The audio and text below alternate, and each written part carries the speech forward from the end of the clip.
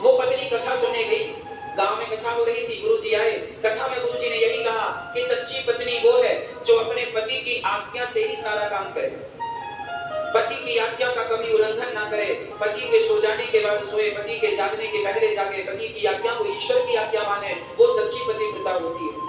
पति जब कहे तो भोजन करे, पति जब कहे तो पति की आज्ञा का पालन। अब वो पत्नी ने कथा सुनी तो उसने अपने पति के प्रति प्रेम जगा दिया और वो अपने पति से भगवान की तरह प्रेम करने लगी। रोज पति की आरती उतारती, रोज पति के पांव धोती, रोज पति की सेवा करती, चरण धोती, आरती उतारती और हाथ जोड़ के खड़ी हो जाती। और जब तक उसके पति ना कहें तब तक वो भोजन नहीं करती। अब उसने कथा से संकल्प ले लिया कि जब तक मेरा पति नहीं कहेगा मैं भोजन नहीं करूंगी। आज सुबह उसका पति भोजन करके चला गया, शाम को आया, शाम को पति ने भोजन किया, सो गया। उसने अपनी पत्नी से कहा नहीं कि भोजन कर लो, क्योंकि रोज नहीं कहता था तो उसकी आदत नहीं थी।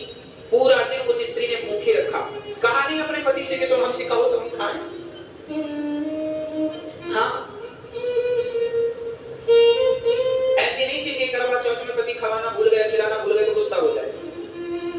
हाँ, उसने कोई शिकायत नहीं की, कोई शिकायत नहीं की।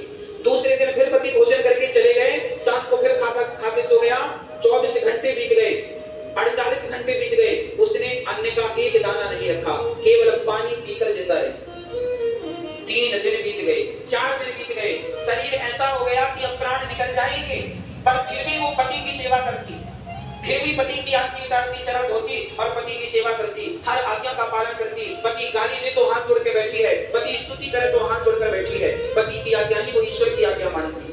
कोई प्रत्युत्तर नहीं था, पति गाली दे रहा है तो सुन रही है, प्रसन्न है, पति स्तुति कुछ अच्छा कह रहा तो भी खुश है, कोई उसे फर्क नहीं पड़ता। 4 दिन हो गए, अब उसके प्राण निकलने वाले थे। तभी जानते हो क्या हुआ? तभी भगवान समझ गए कि अब ये मर जाएगी। तब भगवान उसके पति का रूप बनाकर और भगवान आकर कहने लगे, उसका पति चला गया काम पे, तभी भगवान आए पति बनकर और कहा सुनती हो भोजन कर लेना। ये कहकर भगवान चले गए। अब वो भोजन करने लगी, भोजन किया, पति ने कहा भोजन करो, कर लिया, भोजन किया। अब उसका असली पति को कभी नहीं बोलता, पर भगवान रोज समय से आकर के बोलते। एक दिन क्या हुआ, उसके पति काम पर नहीं गए थे, उनकी तबीयत जरा खराब थी, तो पति घर पे बिस्तर पर लेटे थे और ये अपने पति के पांव दबा रही थी और सिर पर ठंडे पानी की पट्टी रख रही थी माथे पर। अच्छा, ये पट्टी रख रही है, पांव दबा रही है, और तभी भगवान के आने का टाइम हो गया।